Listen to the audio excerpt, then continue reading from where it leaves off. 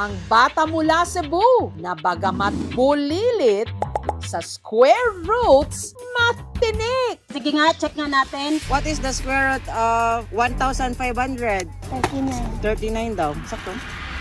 Perfect! Correct! Yung mga numbers po na binigay namin sa kanya ay random lang po. Square root of 3,400.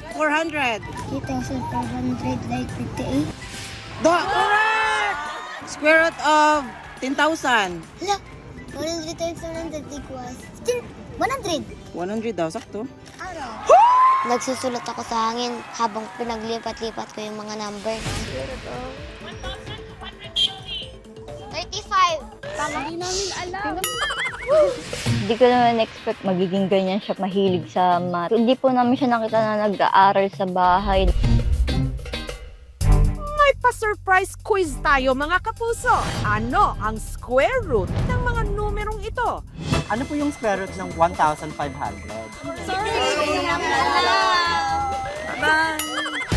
Sa laki ng mga numerong ito, natural lang na marami ang mga mote. Ano po yung square root ng 3,500?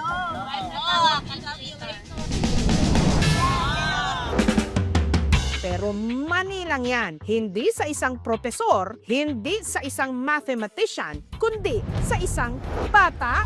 What is the square root of 1,500? Round of 39. 39 daw. Sakto? Round of Perfect! Correct! Human calculator yarn. Square root of 3,400. 2,558. Correct! Aba, mas tinik.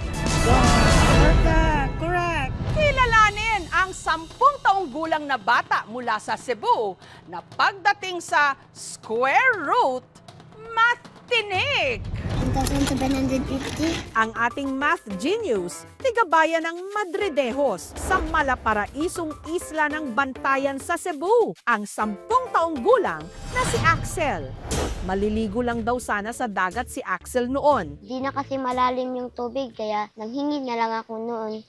Dito na niya nilapitan ang grupo ni na Leonard. Sabi niya, dapat may kapalit na talent. Sabi ko, marunong ako mag-square root. Hindi agad kami naniwala kasi square root yun. Sige nga, check nga natin. Square root of 10,000. 100 times 100 equals 100. 100 daw. Sakto? Araw. Okay, correct. Perfect. Yung mga numbers po na binigay namin sa kanya ay random lang po. Square root of 77. 8 point something. Pero dili siya ma-round off. Sa 20 math questions kay Axel, 18 po yung tama ko. Perfect. 150, 155. Natuwa ko nung binigyan ako ng 155. May pambili na akong hinambigan. Kung may isang kasamahan kami, sobrang kuripot ko talaga. Napabigay ko talaga kay Axel. tignan nga natin kung talagang halimaw sa square root itong si Axel. Sige nga. 35. Tama. Hindi namin alam. 750, 27. So far, impressive. Ang talino talaga. Napahangan niyo talaga kami. Naunahan kami nga kahit mas matatanda pa kami. Ang nanay ni Axel na si April nagtataka kung saan nakuha ng kanyang anak ang galing nito sa math, gayong lagi raw itong laman ng kalsada. Hindi po namin siya nakita na nag-aaral sa bahay. Lagi nasa laruan yan. Ang lola Feli naman ni Axel, hindi na nagulat. Nasa lahi raw kasi talaga nila ang pagiging math tatalino. Ako at saka yung anak ko, meron talagang kakayahan nga magiging matalino. At take note, si Axel hindi raw tambay lang sa kalsada. Nag-aaral siya. Grade 4 na siya ngayon dito sa Madridejos Elementary School. Mabilis siyang makapick up at saka madalis siyang matuto sa mga lessons namin. 8 plus 1. 9. Gusto ko ay math. Gusto ko rin maging civil engineer. Square root of 3,400. Like 58. Correct! Pero ang nagturo raw talaga ng square root kay Axel, isang turista. Doon po ako may nakita sa plaza na matanda. Tapos hiningian ko po. Tapos sabi niya, wala akong pera na dala. Tuturuan na lang kita kung paano mag-square root. Sinabihin niya ako, pareha lang na number yung equivalent para magawang square root. Doon ko po nalaman hanggang sa napraktisan ko na po. Hanggang sa ito na nga ang madalas niyang ibida. What is the square root of 1,500? Round of 39 daw. Sakto? 39. Duh! Perfect! Correct! Maraming technique para mag-compute ng square root. Sa simpleng paraan, pwedeng isaulo mo yung mga perfect square. Yun ang pinakamabilis. Nagsusulat ako sa hangin habang pinaglipat-lipat ko yung mga number. Doon ako sa plaza nang hinging pera para may pambili kami ng mga makain, pati na rin ng bigas. Yung kuya niya, hati sila, pambaon nila sa school hanggang maghapon. Pero dahil sa madalas na pamamalimos, si Axel malimit ding mag-absent sa klase. Nakaka-apekto talaga yun sa grades niya. Pag may quizzes kami, wala na siyang score. Pag present siya, medyo matamlay or natutulog dahil pagod siguro. Parang masama sa lubong pero walang choice kasi nakakatulong din naman yung ginagawa ni Axel. Naawa, ma'am. Mahirap kasi kami, ma'am. Kaya minsan papa-absent ka lang sila kasi wala kami maipabaon. Pag di sila nakapasok, mag-diskarte muna kami ni lola niya para kinabukasan makakain sila ng bago pumasok at saka pag-uwi. Ang tatay ni Axel may iba ng pamilya. Gulay-gulay. Kapag walang pasok sa eskwela, si Axel kasama ng kanyang lola Felin na naglalako ng gulay. Siya yung nagko-compute ng bayaran. Square root of 77. 8 point something, pero dili siya ma-round off. Duh! Pero sa edad ni Axel, ngayon pa lang, maituturing na ba siyang math genius?